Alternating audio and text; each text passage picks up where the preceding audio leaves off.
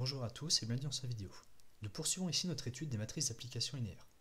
Le but est de s'intéresser maintenant aux applications linéaires associées à une matrice inversible ou, on verra ce que ce sera complètement analogue, aux matrices d'isomorphisme. L'énoncé est le suivant. On considère deux espaces vectoriels grand E et grand F de même dimension petit n. On va fixer tout de suite une base B de grand E, une base B' de grand F. Nous obtenons alors l'équivalence suivante, qui est extrêmement importante. La matrice M est inversible si et seulement si l'application linéaire petit f est en fait un isomorphisme de grand E dans grand F. De plus, lorsque l'application petit f est un isomorphisme, on a la relation suivante. La matrice de l'application f-1 est égale à la matrice m-1, et ce, en prenant les bases B' et B au départ et à l'arrivée. Attention au fait que la base B' va se retrouver bien sûr ici comme étant la base de départ de l'application f-1. Tout simplement parce que si petit f est de grand E dans grand F, f-1L va évoluer de grand F dans grand E. En particulier, si notre application est un automorphisme, ça nous permettra tout simplement de savoir si elle est en fait un automorphisme de l'espace grand E de dimension finie. Pour la démonstration, nous allons fonctionner en plusieurs temps. Bien sûr, la méthode va être celle de la double implication. La première application va consister à supposer que est un isomorphisme pour ensuite montrer que la matrice grand M est inversible. Or, si petit f est un isomorphisme, elle amène une application réciproque qu'on va noter par exemple petit g.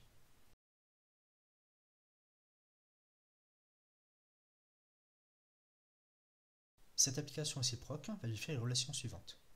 f rond g égale identité de grand F, et d'autre part, g rond f égale identité de grand E. On peut considérer la matrice qu'on va noter tout simplement M' de l'application petit g. Cette application va vérifier alors les relations suivantes. Grand M fois M' égale la matrice identité, et d'autre part, M' fois grand M égale la matrice identité. Bien sûr, la taille de ces matrices identités coïncide avec la dimension de l'espace ambiant. Ces deux relations proviennent tout simplement du théorème qui nous dit que la matrice du composé est pour une matrice. Vous pouvez voir ça dans la vidéo précédente où on a vu l'énoncé et la démonstration. Plus précisément, la première relation ici, petit 1, donne la première relation ici, petit 1, et la deuxième relation, petit 2, donne ici la deuxième relation, petit 2. Ces deux relations combinées donnent tout simplement la définition de grand M inversible d'inverse M'. Au passage, si on note bien la relation attendue aussi, la matrice de f-1 coïncide avec la matrice M', qui était donc M-1. Réciproquement, pour la deuxième étape, nous allons cette fois-ci supposer que la matrice grand M est inversible, et nous allons chercher à montrer que petit f est un isomorphisme. Pour ceci, nous allons nous rappeler le terme de détermination de l'application linéaire.